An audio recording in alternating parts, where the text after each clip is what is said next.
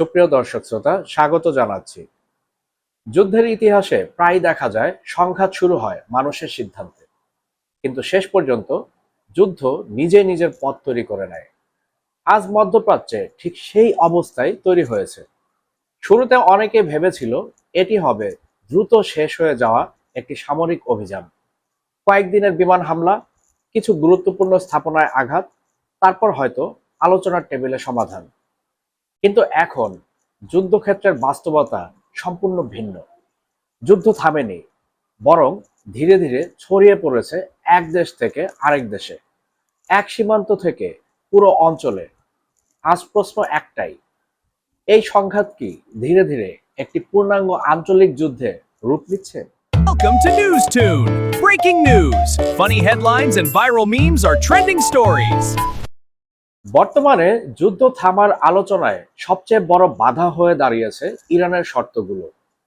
যদিও কয়েকদিন পূর্বেই মার্কিন প্রেসিডেন্ট ডোনাল্ড ট্রাম্প তিনি চেয়েছিলেন যুদ্ধ বন্ধ করতে, কিন্তু এর পরপরই ইরান কয়েকটি গুরুত্বপূর্ণ শর্ত জুড়ে দিয়েছে। তেহরান পরিষ্কারভাবে জানিয়েছে কিছু নির্দিষ্ট শর্ত পূরণ না হলে তারা যুদ্ধ বন্ধ করবে না। এই শর্তগুলোর সর্বপ্রথমেই রয়েছে লেজিটিমেট রাইটস বা ইরানের বৈধ অধিকার, যেটা মার্কিন যুক্তরাষ্ট্র সহ পুরো পৃথিবীকে স্বীকার করতে হবে। এই দাবিটা সবচেয়ে গুরুত্বপূর্ণ এবং সবচেয়ে জটিল, কারণ এর ভেতরে বেশ কয়েকটি পয়েন্ট রয়েছে। প্রথমেই থাকবে পারমাণবিক কর্মসূচির অধিকার। ইরান দীর্ঘদিন ধরে দাবি করছে তারা শান্তিপূর্ণ নিউক্লিয়ার প্রোগ্রাম চালানোর অধিকার রাখে। এরপর থাকবে সার্বভৌমত্ব বা সভরেনিটি, অর্থাৎ অন্য কোনো দেশ ইরানের অভ্যন্তরীণ বিষয়ে হস্তক্ষেপ করতে পারবে না। এরপর থাকতে পারে নেতৃত্বের বৈধতা, যেমন ইরানের নতুন সুপ্রিম লিডার আয়াতুল্লাহ আলী খামেনির পর তারই পুত্র মোস্তফা খামেনি, তাকে আন্তর্জাতিকভাবে স্বীকৃতি দিতে হবে। এবং নিষেধাজ্ঞা প্রত্যাহার, ইরানের উপর আরোপিত যত প্রকার নিষেধাজ্ঞা রয়েছে সেই নিষেধাজ্ঞাকে অবশ্যই পরিপূর্ণভাবে প্রত্যাহার করে নিতে হবে। অনেক বিশ্লেষক মনে করেন লেজিটিমেট রাইটস বলতে পশ্চিমা অর্থনৈতিক নিষেধাজ্ঞা তুলে নেওয়া বোঝানো হচ্ছে। সংক্ষেপে বলতে গেলে ইরান চায় আমাদের রাষ্ট্র হিসেবে পূর্ণ অধিকার মেনে নাও, আমাদের উপর চাপ সৃষ্টি করা বন্ধ করো। এবার আসি তাদের দ্বিতীয় পয়েন্টে। ইরানের দ্বিতীয় পয়েন্ট হচ্ছে যুদ্ধের ক্ষতিপূরণ দিতে হবে, অর্থাৎ কম্পেনসেশনস। ইরান সরাসরি বলেছে এই যুদ্ধে যে ক্ষতি হয়েছে তার জন্য ক্ষতিপূরণ বাবদ নগদ অর্থ তাদেরকে প্রদান করতে হবে। এখন কথা হচ্ছে কি ধরনের ক্ষতির জন্য তারা এই নগদ অর্থ বা ক্ষতিপূরণ দাবি করেছে। সাধারণত একটি দেশ যদি যুদ্ধ আক্রান্ত হয় সেই দেশে অনেক কিছুই কিন্তু ক্ষতি সাধন হয়। ইরানে যে সমস্ত ক্ষতি অলরেডি সাধিত হয়েছে সেগুলো হচ্ছে সামরিক স্থাপনা ধ্বংস, তেল স্থাপনা ও অবকাঠামো ক্ষতিগ্রস্ত, বেসামরিক মানুষ হতাহত এবং অর্থনৈতিক বড় ধস। এখন কথা হচ্ছে কেন এগুলো এত গুরুত্বপূর্ণ? এটি শুধু অর্থনৈতিক না, রাজনৈতিক দায় স্বীকারও। যদি যুক্তরাষ্ট্র বা ইসরায়েল এই ক্ষতিপূরণ দিতে বাধ্য হয়, তাহলে তারা পরোক্ষভাবে স্বীকার করবে যে তারা এই আক্রমণটা করেছিল এবং এটা নীতিবিরুদ্ধ ছিল। বাস্তবতা হচ্ছে এই দাবিটা সবচেয়ে কঠিন, কারণ যুদ্ধের পর বড় শক্তিগুলো সাধারণত ক্ষতিপূরণ দিতে চায় না, কারণ এতে করে তাদেরকে স্বীকার করতে হয় বা মেনে নিতে হয় যে তারা অন্যায়ভাবে এই যুদ্ধটা পরিচালনা করেছিল। এবার আসি 3 নম্বর পয়েন্টে, অর্থাৎ ইরানের 3 নম্বর শর্তে। আর এই শর্তটি খুবই গুরুত্বপূর্ণ। ইরান সরাসরি বলেছে ভবিষ্যতে ইরানে আর কোনো হামলা হবে না এমন আন্তর্জাতিক গ্যারান্টি দিতে হবে, অর্থাৎ স্ট্রং ইন্টারন্যাশনাল গ্যারান্টিস। ইরান শুধু যুদ্ধ থামাতে চায় না, তারা ভবিষ্যৎ নিরাপত্তা নিশ্চিত করতে চায়। এর অর্থ কি? এর অর্থ হচ্ছে যুক্তরাষ্ট্র বা ইসরায়েল ভবিষ্যতে ইরানে আর হামলা করতে পারবে না, এই নিশ্চয়তা থাকতে হবে। আন্তর্জাতিক শক্তি যেমন রাশিয়া, চীন বা জাতিসংঘ গ্যারান্টার হিসাবে থাকবে। কোনো চুক্তি হলে সেটা কোনোভাবেই আর ভাঙা যাবে না। এখন প্রশ্ন হচ্ছে কেন এই বিষয়টা এত গুরুত্বপূর্ণ? ইরানের দৃষ্টিতে আগেও অনেক চুক্তি হয়েছে, যেমন 2015 সালে নিউক্লিয়ার ডিল হয়েছিল, কিন্তু পরে ভেঙে গিয়েছে। 2018 সালে ট্রাম্প যখন প্রথম দফায় ক্ষমতা আসেন, তখন তিনি একতরফাভাবে এই চুক্তি থেকে বেরিয়ে যান। তাই এবার তারা লিখিত এবং শক্তিশালী গ্যারান্টি চায়, যাতে করে এই গ্যারান্টি কোনোভাবেই ভবিষ্যতে ইরান বা ইসরায়েল আর ভাঙতে না পারে। সহজভাবে বলতে গেলে এই যুদ্ধ থামলেও যেন আবার নতুন করে পুনরায় কেউ যুদ্ধ শুরু করতে না পারে। সেই সাথে ইরান চায় তাদের কৌশলগত অবস্থান এবং আঞ্চলিক নিরাপত্তার স্বীকৃতি দেওয়া হোক, অর্থাৎ ভবিষ্যতে ইরানের বিরুদ্ধে একই ধরনের সামরিক অভিযান যেন আর না ঘটে। এই তিনটি শর্ত মূলত একটি বার্তা বহন করে। ইরান শুধু যুদ্ধ থামাতে চায় না, তারা যুদ্ধের পর নতুন আঞ্চলিক শক্তির ভারসাম্য নির্ধারণ করতে চায়। ইরান বলছে পারস্য উপসাগরের সবচেয়ে গুরুত্বপূর্ণ সমুদ্রপথ হরমুজ প্রণালীতে তাদের নিরাপত্তা ভূমিকার স্বীকৃতি দিতে হবে, কারণ এই প্রণালী বিশ্বের সবচেয়ে গুরুত্বপূর্ণ জ্বালানি রুটগুলোর একটি। বিশ্বের প্রায় 20% তেল প্রতিদিন এই সংকীর্ণ জলপথ দিয়ে পরিবহন করা হয়। এই কারণেই হরমুজ প্রণালীকে বলা হয় বিশ্ব অর্থনীতিতে গলার প্রধান শিরা। ইরান ইতিমধ্যেই সতর্ক করেছে এই পথ দিয়ে সব জাহাজ চলাচল করতে পারবে না।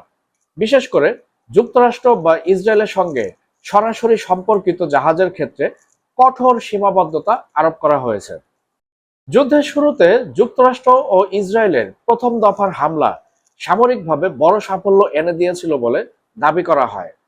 ইরানের বেশ কয়েকটি সামরিক ঘাঁটি ধ্বংস করা হয়, কিছু গুরুত্বপূর্ণ কমান্ড সেন্টারও লক্ষ্যবস্তুতে পরিণত হয়। কিন্তু যুদ্ধের বড় সমস্যা হলো সামরিক সাফল্য মানেই রাজনৈতিক সাফল্য নয়। ইরানের রাষ্ট্র কাঠামো ভেঙে পড়েনি, সরকারি প্রতিষ্ঠানও এখনো কাজ করছে।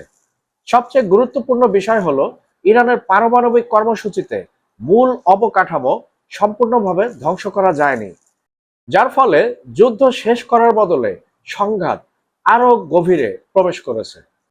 আন্তর্জাতিক নিরাপত্তা বিশ্লেষকরা এই পরিস্থিতিকে একটি বিশেষ নাম দিয়েছেন, আর এই নামটি হচ্ছে এসকেলেশন ট্র্যাপ।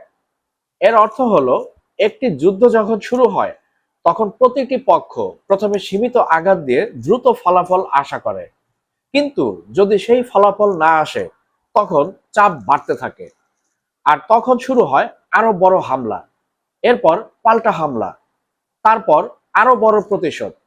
এইভাবে যুদ্ধ ধীরে ধীরে একটি চক্রাকারে আটকে যায়। এক সময় এমন পরিস্থিতি তৈরি হয় যেখানে পিছু হটা মানে রাজনৈতিক পরাজয়। আজ মধ্যপ্রাচ্যের সংঘাত সেই জায়গাতেই পৌঁছে গিয়েছে। সরাসরি সামরিক শক্তিতে যুক্তরাষ্ট্র বা ইসরায়েলের সঙ্গে সমানভাবে লড়াই করা ইরানের পক্ষে সহজ নয়। তাই তারা বেছে নিয়েছে আরেকটি পথ, আর এটি হচ্ছে অর্থনৈতিক চাপ। হরমুজ প্রণালীকে ব্যবহার করে ইরান কার্যত বিশ্ব জ্বালানি বাজারে চাপ তৈরি করেছে। অনেক তেলবাহী জাহাজ এখন এই পথ ব্যবহার করতে ভয় পাচ্ছে। কিছু জাহাজকে অলরেডি সতর্ক করা হয়েছে, কিছু জাহাজ আক্রমণের শিকারও হয়েছে। ফলে এই সমুদ্র পথে জাহাজ চলাচল নাটকীয়ভাবে কমে গিয়েছে। বিশ্ববাজারে তেলের দাম দ্রুত বাড়তে শুরু করেছে, যদিও মার্কিন প্রেসিডেন্ট ডোনাল্ড ট্রাম্প বলেছেন হরমুজগামী জাহাজগুলোকে আমেরিকা এসকর্ট করবে বা পর্যাপ্ত পরিমাণে পাহারা দিবে, যাতে করে ইরান বা আইআরজিসি কোনো প্রকার আক্রমণ করতে না পারে। কিন্তু বাস্তবতা হলো আমেরিকার জাহাজই এই হরমুজ প্রণালী বা এর আশেপাশে নিরাপদ নয়। বিশ্লেষকরা বলছেন যেখানে আমেরিকার যুদ্ধ জাহাজই পারস্য সাগর থেকে 1000 কিলোমিটারও বেশি দূরে চলে গিয়েছে, খোদ আমেরিকা অন্য দেশের কাছে সাহায্য প্রার্থনা করছে হরমুজ প্রণালীতে যুদ্ধ জাহাজ পাঠানোর জন্য, সেখানে তারা তেল বা জ্বালানি পণ্য বহনকারী অন্য জাহাজগুলোকে কিভাবে নিরাপত্তা দিবে? এদিকে আরেকটি বড় আশঙ্কা তৈরি হয়েছে লেবাননে থাকা হিজবুল্লাহ। ইসরায়েল ইতিমধ্যে সতর্ক করেছে যদি হিজবুল্লাহ সরাসরি যুদ্ধে জড়িয়ে পড়ে, তাহলে লেবাননেও বড় সামরিক অভিযান শুরু হতে পারে। তখন যুদ্ধের মানচিত্র অনেক বড় হয়ে যাবে, যেখানে থাকবে ইরান, ইসরায়েল, লেবানন, সিরিয়া, পারস্য উপসাগর এবং মার্কিন সামরিক ঘাঁটিগুলো। অর্থাৎ এটি আর শুধু 2 বা 3 দেশের সংঘাত থাকবে না, এটি হয়ে উঠবে একটি পূর্ণাঙ্গ আঞ্চলিক যুদ্ধ। কারণ শুধু ইসরায়েল, আমেরিকা বা ইরান নয়, সাথে যুক্ত হচ্ছে লেবানন। আর এদিকে ইয়েমেনের হুতিরা বলেছে তারা প্রয়োজনে লোহিত সাগরেও জাহাজ চলাচল বন্ধ করে দিবে। আর এটা করলে বিশ্ব জ্বালানি বাজারে পুরোই ধস নামবে। এই সংঘাতের সবচেয়ে গুরুত্বপূর্ণ চরিত্র এখন ওয়াশিংটন। যুক্তরাষ্ট্র যদি পুরোপুরি সরে যায় তাহলে মধ্যপ্রাচ্যে তাদের প্রভাব কমে যেতে পারে, কিন্তু যদি তারা পুরো শক্তি নিয়ে যুদ্ধে থেকে যায় তাহলে সংঘাত আরো দীর্ঘ এবং বিপজ্জনক হতে পারে। বিশেষ করে মার্কিন প্রেসিডেন্ট ডোনাল্ড ট্রাম্পের সিদ্ধান্ত এখন পুরো পরিস্থিতিকে প্রভাবিত করছে। একদিকে ডোনাল্ড ট্রাম্প বলছেন লক্ষ্য অর্জন না হওয়া পর্যন্ত অভিযান চলবে, অন্যদিকে তিনি আবার যুদ্ধ সীমিত রাখার কথাও বলছেন। একবার তিনি বলছেন তাদের প্রাথমিক লক্ষ্য অর্জিত হয়েছে, আবার তিনি বলছেন তিনি তার সামরিক অভিযান চালিয়ে যাবেন। এই দ্বৈত বার্তা তার বন্ধু রাষ্ট্রদের বিভ্রান্ত করছে, আবার অন্যদিকে শত্রুদের সাহস দিচ্ছে। বিশ্লেষকরা বলছেন ডোনাল্ড ট্রাম্পের এই দ্বৈত বার্তা প্রমাণ করে যে আমেরিকা যে উদ্দেশ্যে ইরানে হামলা করেছে, তারা মুখে বলছে ইরানকে ধ্বংস করেছে, ইরানের সামরিক শক্তি পুরোপুরি তারা ধ্বংস করতে পেরেছে, কিন্তু বাস্তবতায় ভিন্ন, যার কারণে তারা যুদ্ধকে সামনের দিকে আরো এগিয়ে নিয়ে যেতে চায়। এখন কথা হচ্ছে মধ্যপ্রাচ্যে বর্তমানের এই যুদ্ধে বাংলাদেশের উপর কি প্রভাব পড়তে পারে। অনেকে মনে করতে পারেন এই যুদ্ধ মধ্যপ্রাচ্যে সংঘটিত হচ্ছে, বাংলাদেশ থেকে অনেক দূরে, কিন্তু বাস্তবতা কিন্তু ভিন্ন। কারণ বাংলাদেশের অর্থনীতি অনেকটাই আমদানি নির্ভর, বিশেষ করে জ্বালানি। যদি হরমুজ প্রণালীতে জাহাজ চলাচল বন্ধ থাকে এবং তা দীর্ঘদিন ধরে থাকে তাহলে তেলের দাম আকাশ ছুঁয়ে যাবে, পরিবহন খরচ বাড়বে, ডলারের উপর চাপ বাড়বে, খাদ্য ও পণ্যের বাজারেও অস্থিরতা তৈরি হবে। অর্থাৎ যুদ্ধের গোলা ঢাকায় না পড়লেও এর অর্থনৈতিক ধাক্কা ঢাকায় পৌঁছাবে ঠিকই। এখন প্রশ্ন হচ্ছে ভবিষ্যতে বা সামনে কি হতে পারে। বিশ্লেষকদের মতে এখন তিনটি সম্ভাবনা সামনে রয়েছে। প্রথম সম্ভাবনা, হঠাৎ করে একটি কূটনৈতিক সমঝোতা, যেখানে দুই পক্ষই কিছুটা ছাড় দিয়ে যুদ্ধ থামাতে পারে। দ্বিতীয় সম্ভাবনা, দীর্ঘস্থায়ী সংঘাত, যেখানে যুদ্ধ সীমিত আকারে চলতেই থাকবে। আর তৃতীয় সম্ভাবনা সবচেয়ে ভয়ঙ্কর, একটি পূর্ণাঙ্গ আঞ্চলিক যুদ্ধ, যেখানে একাধিক দেশ সরাসরি যুদ্ধে জড়িয়ে পড়বে।